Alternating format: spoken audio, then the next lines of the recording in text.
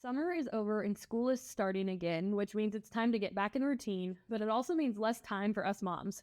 Our schedules are about to be jam-packed with practices and lessons, and we'll soon find ourselves with even less time for ourselves and for our families, which is why I am excited to share with you that my friend Christine with Stanley Cleaning Company has opened her books. She is currently scheduling one-time and regularly scheduled house cleanings. Gain a couple extra hours a week for yourself and for your kids, and let Christine come and make your house sparkle. They have recently partnered with Airbnb and many local businesses for cleaning as well. You can find them on Facebook under Stanley Cleaning Company, or you can give her a call at 765-860-3606. She is serving Grant and Howard counties. I can tell you from personal experience, you will not be disappointed. Give her a call and get a free estimate today. This episode is sponsored by Nick Pate from State Farm. I'm Kayla Keith, and this is Murdered Midwest, exclusive content from Missing Midwest. Today's story is about the murder of a mom and her 3-year-old son who witnessed it all.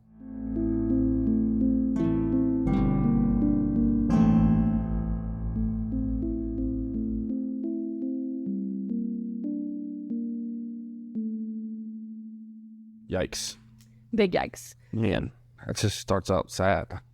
I mean, it's a true crime podcast, don't you? Yeah, that's true. But geez. It's not going to be happy. A little boy seeing this? I mean, it's like Dexter in the making right now. Right? Yikes. Well, the boy that we're talking about does not turn out to be Dexter that I know of. That's good. To my knowledge. That is a win. Thanks for being here. Thanks for subscribing. Yes. Thanks for listening. We appreciate it. We love you.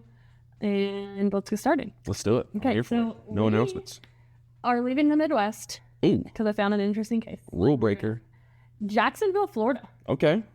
Population currently is 911,000 people. It's a lot of people. $25 generals. I feel like that might be the most we've had. 25. Is that the most in any city we've had? Jackson. I mean, I don't ever remember there being more than like. That's a lot. I mean, usually it's like $10 general. Like, whoa. Right? I think that might be the most. That's a lot.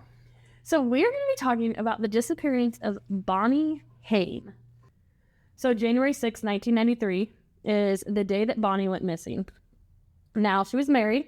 She was married to Michael Hain.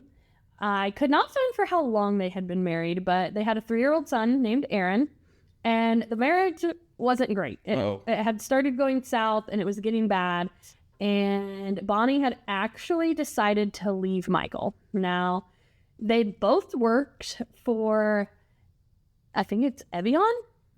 Like the water company? Like the water No. bottles? Oh. His Michael's aunt, Evian Hain. Oh, okay. And It's like a name of a person. They worked for her, both Bonnie and Michael. And so Evian had said that like he had become pretty verbally abusive to Bonnie at Yikes. work. She had witnessed it, and she said that she knew of at least one occasion where it was physical violence. Whoa. He had actually slammed her hand in a car door. And she had like came back into work and was like crying, and like her nails and her hand were all like messed up. So don't like this guy already. No, we do not like Michael. Yeah. Michael's Not a fan of Michael. No, Michael's awful. Slam his hand in the door. He needs his hand slammed in the door. Now, Bonnie had been talking to Evian. They were close friends, and she had been planning to leave him for several months. She had actually opened up her own bank account under her own name and was putting money in it to hide it from him. Whoa. And she was having her bank statements mailed to work. Wow. And she was trying to save up enough money for her to get her own place to live with her son and get away from Michael. Now, Michael found out about the bank account. He was not happy. Furious, actually, is what they said. And he made her close the bank account. Now, she did, but she just started giving money to her friend. And she ended up saving like $1,200, and she was able to put a deposit down on an apartment. And she actually enrolled Aaron in a new preschool. And so, like, she had plans. So, I would say, like, she's been pursuing these plans for a long time. Michael had an upcoming work trip, and, like, her plan was, like, she was going to leave him. While he was there? It was, like, like the second or third week of January. But January 6th rolled around, and Bonnie got home from work around 7:30 that night, and she was going to go to Evian's house that night, actually. However, Michael had like asked her if they could like talk about their marriage and discuss like where things were going. And so she had told Evian like, I'm going to meet with Michael just to discuss like where we're at with everything. And then she was going to come over. But at 8:30, she called her and she told her she could not come. She said that Evian said she was crying, she was upset, and she said that her and Michael had gotten into this huge argument and it was just really bad. And she couldn't come over that night, okay? The next morning, though, Bonnie didn't show up to work. Not good. Neither did Michael. Woof. Yeah. So, pause that story real quick, okay? The same morning that they didn't go to work, the police get a phone call that a purse was discovered in a dumpster behind a Red Roof Inn hotel, okay? And it was Bonnie's purse. It had all of her credit cards, all of her identification, all of her belongings, and like hundreds of dollars worth of cash. Woof. So like obviously not a robbery. Right.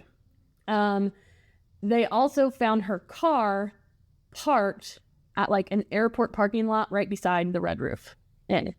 Not good. Now, when they go to Michael's house, Michael's like, oh yeah, I need to report my wife missing. And they're like, oh yeah. What? Oh yeah. Thanks for reminding me. Yeah. And he was like, yeah. Slipped my mind. Yeah. And he's like, listen, he said, my wife and I got in a fight last night and she never came home. And I was kind of waiting to see if she came back, but she never did. So I was meaning to call you, but now that you're here, like, I'll just tell you now. Awkward. Yeah, that is extremely awkward. Now, Evian, the aunt, was like, absolutely not. Like, she did not leave her kids. And she's like telling the police, like, this is what's going on. Like, this is where their marriage is at. Like, he was the last person with her. She called me. They were upset. They had a fight. Now, Michael claimed that Bonnie had actually left voluntarily around 11 p.m. after they got into a heated disagreement about their marriage. He said that he had his mom come over to watch Aaron while he went out and searched for her. Now, according to his mom, very noble. He did leave, and he was gone for, are you ready? 45 minutes. 45 minutes, and came home and was like, yep, can't didn't find see her. Gonna go to bed. And he did not report her missing. And that was it. That was the extent of his search. Oh my gosh. At Bo Digital, we believe every small business has a unique story. Someone just needs to be telling it. In marketing, the best stories move us to take action. But we also know how hard it is for small business owners like you to juggle everything and still find time for marketing, much less storytelling. That's what Bo Digital is here for. We help companies of all shapes and sizes anywhere in the world with customized solutions that connect you with your customers. Whether you need a new logo, better website, stronger social media presence, engaging video content, or just someone to help you make a plan, we're here to help. Our late founder and Kokomo native, Wayne Stanley, built Bo Digital as a family, and our team strives to become part of the professional family of every business we work with. That's our story and our guiding principle.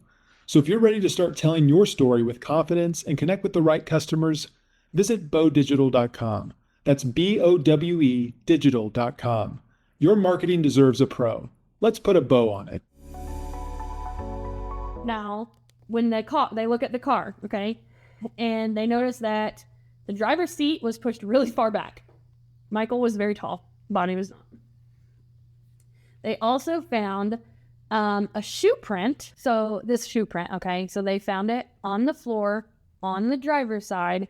I'm going to tell you two things about the shoe print, okay? One, it was a very specific type of athletic shoe. It was a perfect print in the floor, okay? Okay. And they were able to track it down. It was like a very specific, like, running shoe that, guess who owned it in the same size as the print? I'm guessing Michael. Freaking Michael.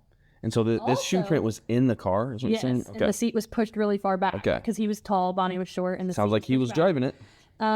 Also, there was dirt and sand in the footprint, okay? And so they actually were able to take it and match it to the exact same dirt and sand that was in Michael's shoes that he had at home. Sounds like he's dead to rights here. Right? Okay. Now,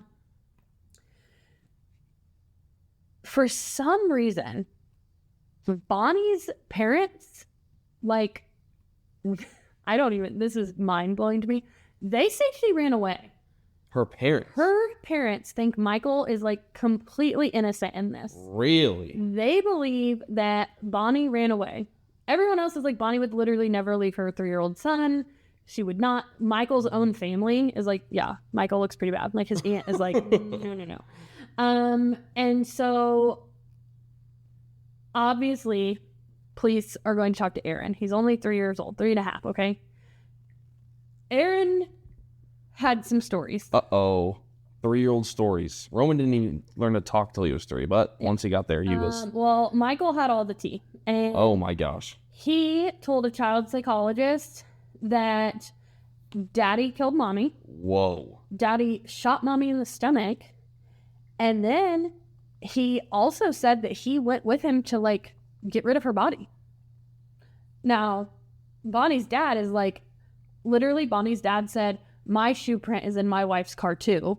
And Bonnie's dad also said that we can't trust a 3-year-old. And I'm like, whose dad are you again? Like, you sir, like, okay, well, time out. I agree with both of those statements, actually. However, it shouldn't look like you were the last person to drive a missing person's car. Yeah. That was found in an airport. Yeah, so he was basically saying that, like, they shouldn't, like, give any credit to the 3-year-old's testimony, which is, like, fair, but also, like, 3-year-olds don't just come up with this stuff. Like, true. Also, she's missing, so, like, something's going on. You know what I mean? Now, the aunt, Evian, literally Michael's aunt, she said she literally was not concerned at all about his wife missing. She said, but he was very concerned about the money that she was hiding from him and that he wanted it back because it was his money. She's like, what in the world? Like, yeah, listen, priorities, brother. Now, Aaron also made a claim the year in 1995 that he said that Michael, his dad, threw a gun out of the car over a bridge the night that he killed his mom. Now, he had actually, back up. Aaron was actually in foster care. Michael lost his parental rights. And Aaron got put in foster care because the judge basically was like, this is the only witness to his mom's murder. And also, he's just... I mean, let's not make him live with the guy he thinks killed his mom. Yes. And so they ended up placing him in foster care. Okay, that's fair. And he did lose his parental rights. And that foster family actually adopted Aaron later on. Okay. So he had told his mom, his foster mom, that this is were driving, and he's like, this is the bridge. Oh my gosh. This is the bridge that my dad threw the gun off of. And she was like, that's okay. A big statement. So she told the police, and he retold the story to, like, another psychologist. And they went and looked, and they found the gun. Oh my gosh, that validates everything he has said. Literally. It was in the water. Wow. And they determined that it had been in the water since pretty much the time that Bonnie disappeared. So, I mean, that it also matched another gun that they found in Michael's home. Like, he had more than one. So, what do her parents have to say about this? They still think that he's... That's crazy. This whole time, they are on, like, Team Michael. Wow. Crazy. Also... I mean, your parents like me more than you, but I feel like in this situation, they'd be like... Common sense rules out. Yeah, exactly. Common sense wins, except for her parents, apparently. Now, also, I think it says something that Aaron went to foster care and not to his grandparents. Oh, yeah. So, yeah. That speaks volumes to me. Yeah. Anyway. Aaron goes on. Aaron gets adopted. In 1999, Bonnie is declared legally dead. Nothing happens. That's wild. Nothing happens to Michael. They have no body. And they have no traction on this case. It's just like a cold case, okay? Now, Aaron's growing up with this family that has now his adopted family, and his adoptive parents and his adopted sister said that his story from the time they got him when he was 3, all through his life, never changed. Daddy shot Mommy in the stomach. Daddy couldn't wake Mommy up. He told her that he wrote a story in 8th grade describing the murder.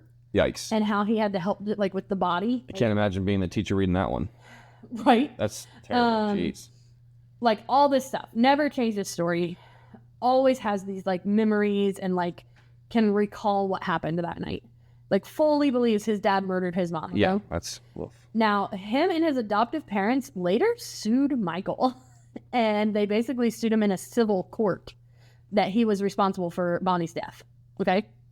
Like a civil court case. So these people are not related to her whatsoever. Yeah, because they have Aaron. So Yeah, on and behalf they of see Aaron, the trauma that Aaron has gone through. On behalf of Aaron, they sue, and they won. And the judge ordered Michael to pay Aaron $26.3 million. Yeah. Wait a minute here. So this isn't like a murder trial. This is a civil case. case. Was a civil case that he was responsible for his wife's death. Wow. Aaron's mom. So my question is, how has he not been arrested when they found the gun in the river? I have no idea. Like, how is that not enough? Without a body. Like, nothing. Oh, my gosh. Are you ready to upgrade to the home that fits your family best? Take the first step of that process by giving my girl, Stacy Westfall, a call. She's partnered with Apple Tree Realty in Howard County, where they have the knowledge and resources to help you reach your goals. Stacy has quickly become a successful realtor in our area, and I am so proud of her. She's not just a friend of mine, she's also a mother and a local firefighter. Buying and selling a house is stressful, and having someone professional and trustworthy in your corner can make all the difference. Give Stacy a call today at 765-461-1243 and follow her on Facebook at Stacy Westfall Realtor.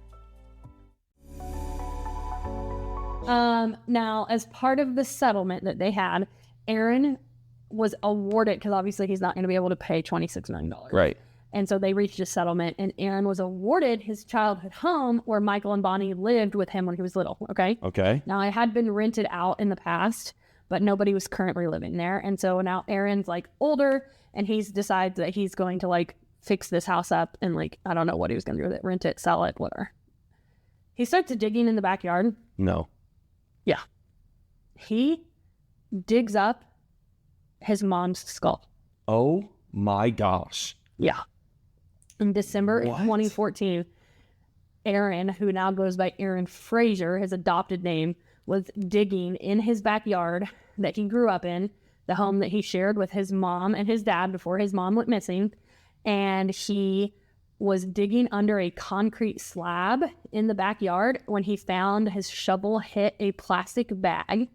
And he said that he knew there was something round in it. And for some reason, he just said he thought it was like a coconut. And they're in Florida. I guess. I don't know. And he said his shovel, like he kind of like messed with it and the bag opened. And he said he reached down and when he picked it up, he saw eye sockets and teeth. And he was like, I'm holding, this is my mom. Oh my gosh. Like right then, like this is my mom. Now, it took like a year later for the DNA test to positively identify it as Bonnie Heim. Now, they actually also were able to look up Michael used to rent that house, and in his renter's contract, it prohibited any landscaping or digging in the backyard. Oh my gosh. Yeah. They also were able to determine that she had been shot and killed with a .22 caliber in the stomach? In the stomach, which is exactly what he said. Exact way. And he owned that type of gun when she went and when she disappeared. Isn't that nuts? So the 3-year-old was right the whole time. The whole time. On August 24th, 2005, Michael was arrested and charged with Bonnie's murder. Finally, he was extradited back to Jacksonville because they found the U.S. Marshals arrested him in like North Carolina where he was living with some family. They had like tons of witnesses. Aaron, the family, they testified against him. They actually had 2 jailhouse informants also come forward and testify that he had confessed to killing her and burying her in the backyard. What a slime ball. Yeah.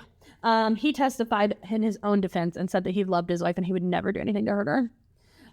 But he was found guilty for second-degree murder and he was sentenced to a life in prison where he remains to this day. Wow. Isn't that a crazy case? A 3-year-old. 3. And like he's like, I've been telling you for years what happened to my mom. Yeah, but imagine, so here's the crazy part. Imagine if another adult was like, I saw him shoot her in the stomach. We dumped the gun over this bridge. Right. Like, if an adult said that, he'd have been arrested immediately. Like, he would have been arrested, at least the charged with murder, like, immediately. But since it was 3-year-old, people were like, we can't believe him. Which I'm with you. Like, I don't think I would immediately assume the 3-year-old is telling the truth either. Or at least has the whole understanding of the situation. He did, apparently. That's crazy. Wow. It's crazy. I just thought that was a wild case. Yeah, man. The finding your own mom buried in your backyard. Yes. You knew your dad did it all along. Well, in the way he got the house by his adopted parents filing a civil suit. Right. I've never even heard of that before. And they said that they had to search, the police had searched that property twice in the days after, in like the time after she went missing. Because, I mean, she went missing from, that's where they lived together. Yeah. And they said they never found anything. So I don't know if he like had hid her somewhere else and did it later. Well, but if she was in bags, I assume he did it later, because I think if you were to search the house, you'd be like, huh, I wonder what's in this dug up spot in the backyard. Exactly. And that's so it what had to they- have been later. Yeah. And Which is even- more gross somehow. And even if it was like freshly poured concrete, they would have noticed that. Yeah. They actually had one of the renters came forward and said that his dog would stand on that concrete pad and bark incessantly and try to dig at it when he rented from there, and he never like knew why. Oh my gosh. Yeah, rough one, but that's the story. Man. How many years later was it total from when she went missing to when he found her in the backyard? Like 1993 to 2015. Wow. Yeah. Good grief. But like 3 years. stuff like this like gives me hope. Like honestly, like as all of these like properties are being developed and we're building things and we're digging things up and things are happening, like I hope with the DNA now, like I hope cases just keep getting solved like this. Like Yeah, justice, like I love justice and I want it to happen, and I hate that it took like 20 some years, but like this guy's in jail, in prison, and he's never getting out, and I'm glad. And so yeah, you just never know what you're gonna find. My goodness. If you find something sketchy, you need to Say something. You got to say something. You know how many people probably have found stuff and like didn't know what they found either, which is crazy. Now every single time a little kid tells me something awful, I work in a school, okay? Every time a kindergartner says something just out of bounds, I'm going to be like, man, this guy really seen the evidence? Like, Right? that's crazy. That's a wild one, yeah. Well, we will see you tomorrow for Missing Midwest. This podcast is a So.Will.I.Studos production. So will I. Did you know the Jefferson House of Flowers has been a local Kokomo florist for almost 100 years? Our trained designers make beautiful arrangements for literally any occasion. You can send flowers for any reason. Birthdays, anniversaries, get well, congratulations. The list goes on. We make flowers for funerals, weddings, proposals, and even proms. Let's be honest. Receiving flowers, whether you're at home or at your work, it makes you feel special. You get butterflies and you feel loved, and that's what sending flowers is all about, the feeling it creates. Call us at 765-452-8269 and let us create something special and send it out for you. Or you can stop in and see us at 4300 West, 100 North Kokomo. We always have a cooler full of flowers that are ready to go, as well as a boutique full of gifts. Shop local, support local, and send flowers.